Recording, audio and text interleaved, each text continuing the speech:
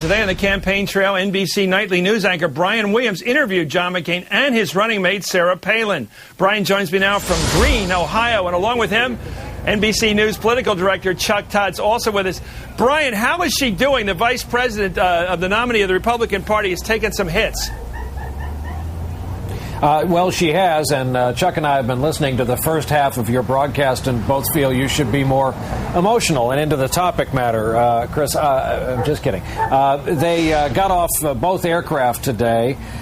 Sarah Palin, the accompanying press pool told us when she landed here that they had dipped a wing and gone down low over a cornfield carved in her likeness. So she was talking about that as they got off the plane. Look, you know our numbers. You've seen the Fox News poll out today. We've seen the AP out today. There's no shortage of them. Our number has it at 10, with 55% of respondents saying she is not qualified to be president. Our conversation, Chris, because it is so much television, and because my preference is to kind of get out of the way of it and let people see it and make their own judgments, I think we're going to serialize it on Nightly News, not only tonight, but over the next several nights. One of the points I take to her is that 55% number and get her response to it. Let's take a look at the interview, a piece of the interview right now that's going to be on Nightly tonight. Governor Palin, yesterday you tied this notion of an early test to the new president with this notion of preconditions that you both have been hammering the Obama campaign on.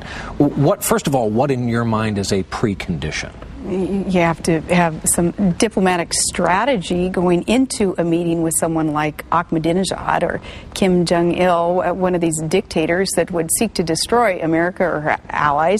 It is so naive and so dangerous for a presidential candidate to just proclaim that they would be willing to sit down with a leader like Ahmadinejad and just talk about the problems, the issues that are facing them. So that's some ill-preparedness right there. What do you get out of that, Brian? What's the news value in that? I can't decipher the meaning there.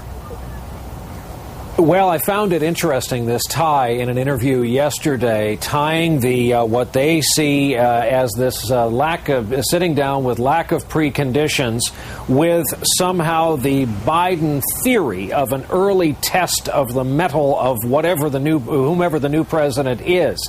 I'm not sure that we advanced the ball there, but it was worth trying. And while I was doing that, Chuck was hanging out most of the day with campaign officials, and I think got a pretty good realpolitik feel for how this thing is being seen. Well, Chris, and this is something I wouldn't blame Brian for wanting to say this.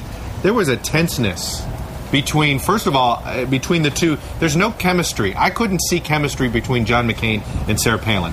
I felt as if we grabbed two people and said, here, sit next to each other. We're going to conduct an interview. There wasn't, they're not comfortable with each other yet. The other thing about it is you can tell that they're losing. There's an intensity there. They're drained. The entire campaign staff is drained. The two candidates seem guarded. They seem on edge. It's not as if they were rude or anything. It's not as if they weren't trying to be forthcoming.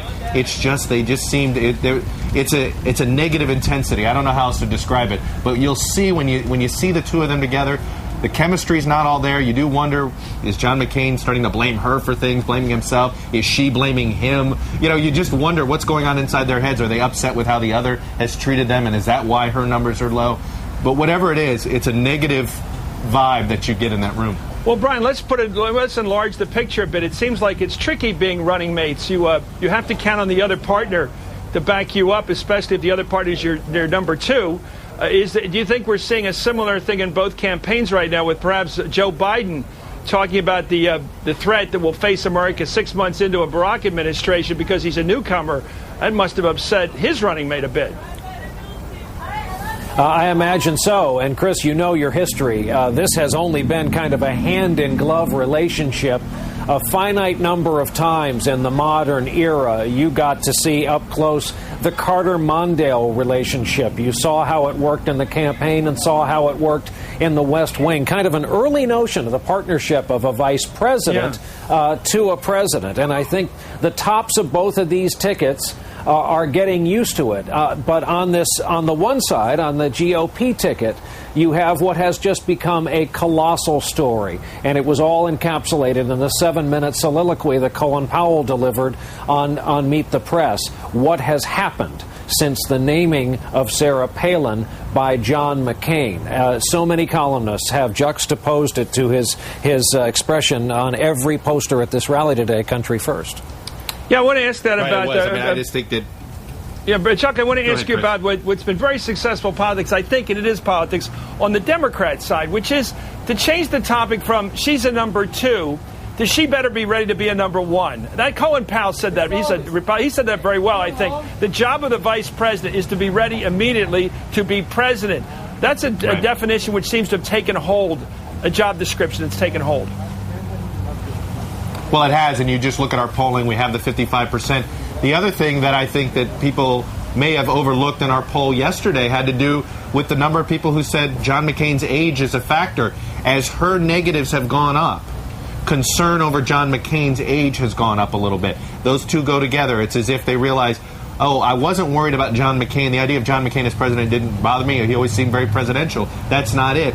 The age, it was always sitting out there, and you do wonder, does the problems that voters have with her raise that other number with McCain? We've seen some evidence of that today. But again, I can't emphasize enough the odd body language. I know Obama and Biden don't have the great chemistry yet, but there seems to be some chemistry.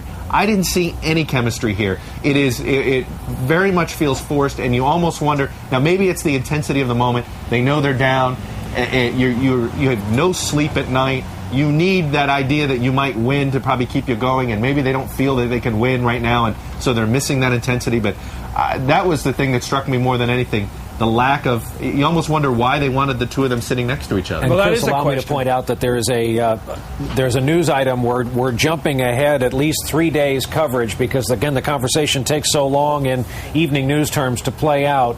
I asked Governor Palin if she was going to release her medical records. She said she would.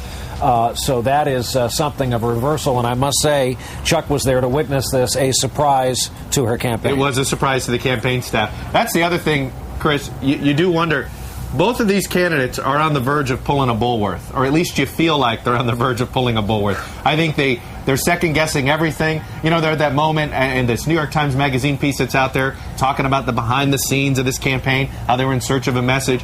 We're at a critical juncture inside this campaign for the McCain folks, and that's who's trusting who.